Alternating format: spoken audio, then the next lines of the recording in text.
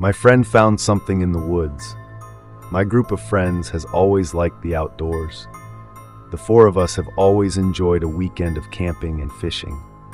I would have never guessed it was going to turn out like this. I always hear stories of crazy things happening out in the woods, but I never thought it would happen to us. Last weekend wasn't out of the ordinary to begin with.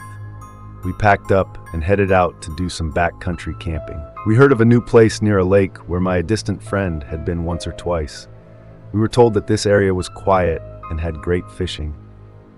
Our group consists of 4 guys who have loved camping in the wilderness for our whole lives. Todd is maybe the roughest of the 4. He stands at 6'3" and is up for almost anything. Ryan is definitely the smart one in the group. He usually doesn't let Todd do the dumbass things he wants to. I honestly think Todd might have been sent to the hospital a dozen times if it weren't for Ryan. To be honest, I don't add much to the group. I'm just there for the good time and really follow what everyone else is doing. Liam is a little bit different. Before last weekend, I would have called him the skittish one. Never really wanting to do any of the dumbass shit we're getting ourselves into. Not to make fun of the guy, but he just usually doesn't get into trouble. It's for that reason that I have such a hard time trying to stomach the things that I saw this weekend. We hiked for about 2 hours to find the perfect place to set up camp. God, it was beautiful out there. A nice open place right beside the lake. The water looked almost like glass with the reflection of the hot sun shining up to shore. Who knew a place so beautiful could be filled with so much horror? We decided to take 2 tents instead of 4 this weekend to conserve some weight. I got bunked with Ryan and Todd was set up with Liam. Before we had even finished getting camp set up, Todd had started to blow up his inflatable kayak. Liam was trying to get Todd to help finish setting up their tent, but Todd didn't really care. I'm lucky I got set up with Ryan because he has a serious work before play mentality. Todd was already on the water by the time we had finished setting up. I was ready to join him as we only had a few hours of daylight left. Ryan and Liam weren't too keen about going fishing right away and suggested going on a hike to check out the area. I'm not one for hiking, and Todd isn't either, so me and Todd set out on the water while Liam and Ryan went out to the woods. After about 2.5 hours of no luck on the water, we paddled back into camp. It was getting close dark and we were hungry. Back at camp, Ryan and Liam were sitting by a newly lit fire. Before I even stepped a foot on that campsite, I knew something was wrong. A tightness in my chest that felt like a hand squeezing from the inside. As we walked up to camp, I got my first look at the source of the bad feeling. "Look what I found," Liam yelled with a smile. The volume of his voice startled me, and I took a small step back. In his hand there was a small wooden doll.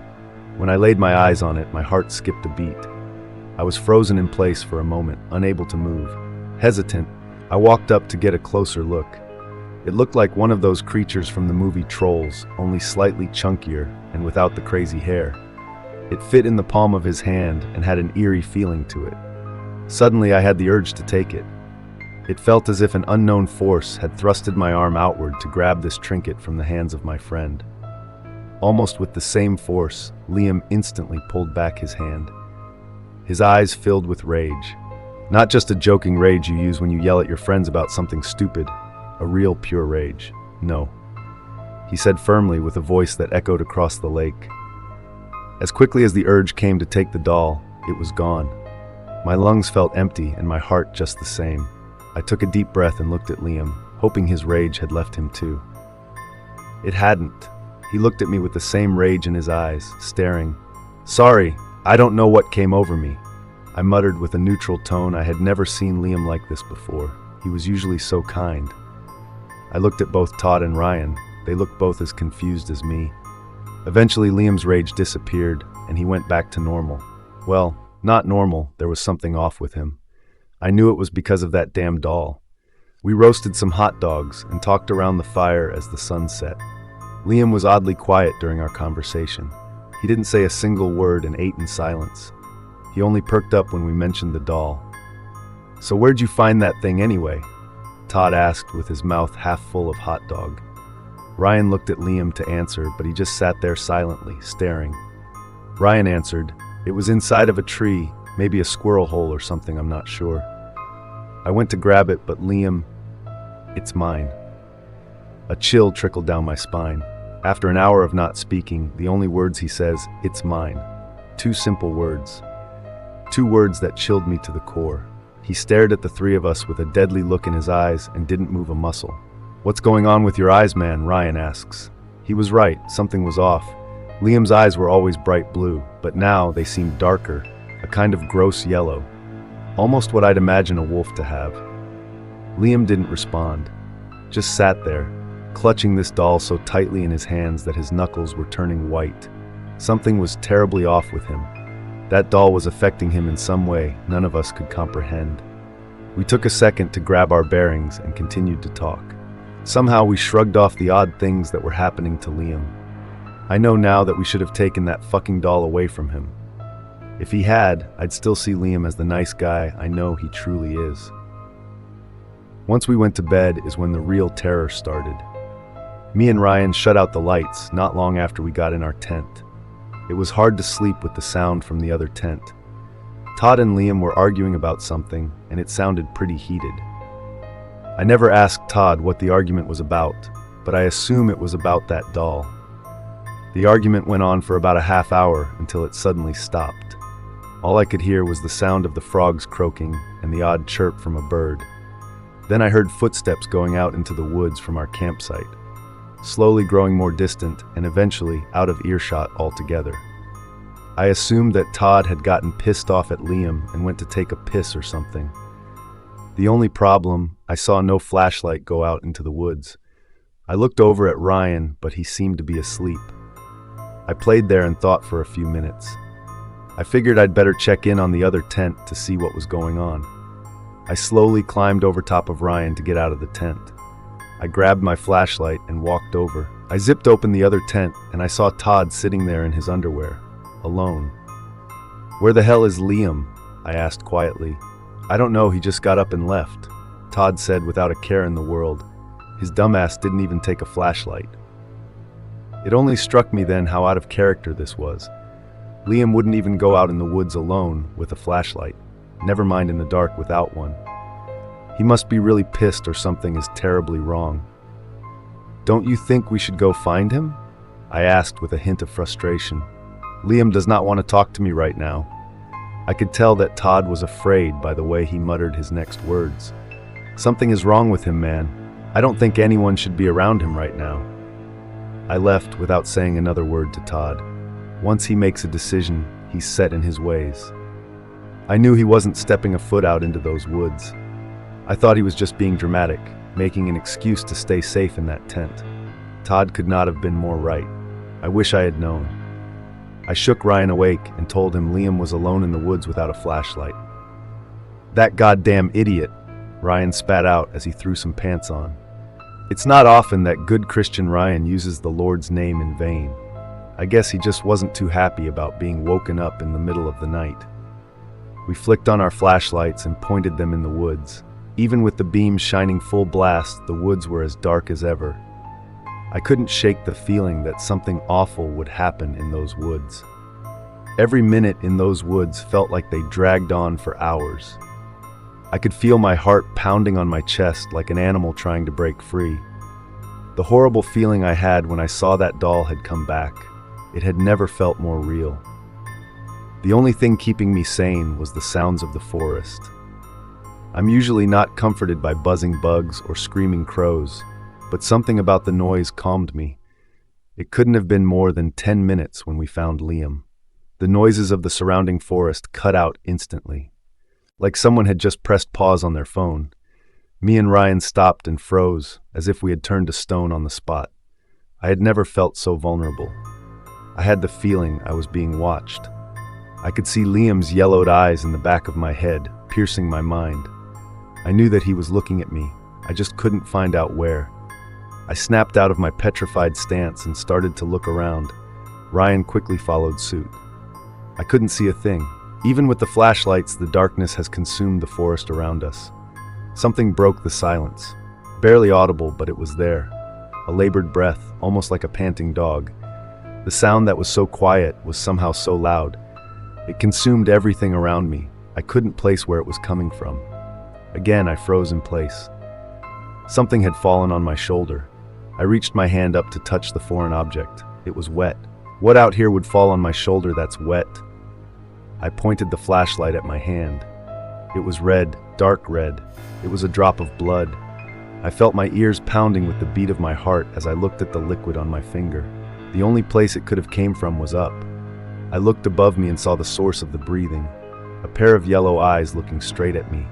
That stare locked me in place. Any muscle I tried to move was halted by an unseen force. It was up high, really high, higher than any man I knew could climb. Up there on that tree, perched the man I knew as Liam. His body was darker than the night itself. His arms looked to have grown a foot in length, his legs too. Maybe my mind was just painting a grim portrait, but I swear his body was different. I couldn't make out a single facial feature. All I saw was a blank canvas with those glowing yellow eyes. I knew it was Liam. I remembered those eyes by the fire as if it happened 5 minutes before. It was him. It was Liam. Under one of his large hands looked to be a small rodent, or at least what was left of one. I remember it so clearly. Every time I close my eyes, I can see those eyes staring at me. Like the snap of a rubber band, I regained control of my body. I ran. I ran back to camp faster than I've ever ran before. I could only hope Ryan was following me because I was not looking back. I entered the clearing of our campsite and saw Todd standing in front of his tent. "What's going on?" I heard screaming. I don't recall screaming or even making a single sound. Ryan must have cried out while I left him there. I looked at the kayaks on shore and knew that was the only way to be safe. "Get in a fucking boat!" I screamed at Todd, my voice rough with urgency. I looked back toward the forest, catching sight of Ryan as he sprinted into the clearing, his eyes wide. He stopped for a second, clutching his chest to catch his breath. "Boat!" I shouted again. When I turned back, Todd had already launched one kayak into the water and was dragging a second. Without thinking, I ran to the first boat and jumped in. Ryan followed close behind. I paddled as hard as I could, my muscles burning, only looking back when I knew Todd and Ryan were keeping up. "What the hell happened? Why are we out here? It's damn cold!" Todd yelled, bewildered. I realized he was still in his underwear but didn't care. That was the least of my concerns. Ryan and I shared a glance, neither of us able to say a word. My heart had finally decided to slow down.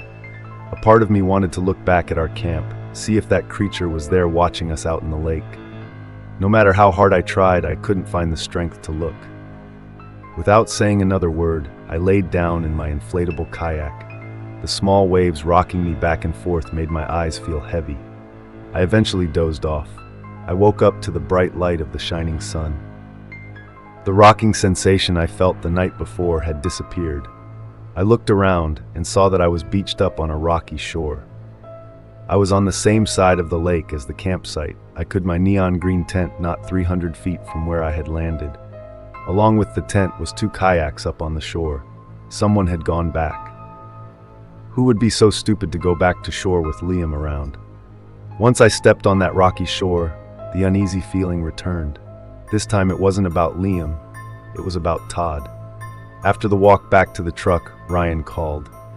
The police were there within minutes. I told them that Todd and Liam must have gone out into the woods in the night and didn't come back. We woke up to find neither Todd nor Liam asleep in their tent. Ryan told them a similar story. Not one of us said a word about the doll or what we saw in the woods the night before. As of now, the investigation is still ongoing. It's Wednesday now. They went missing Friday night. I have no doubt that Liam is still out there somewhere. A little piece in the back of my mind, like a distant memory trying to pry its way out. I can hear what sounds like Todd screaming. Not a scream like I've ever heard from him, a scream of terror. I didn't mean to make a wall of text like I did here, but I couldn't really sum it up with less words. You have any questions about this experience, maybe something I missed, please ask. I'm writing this late at night, and I'm far from an author. I apologize for any grammar mistakes or anything of the sort.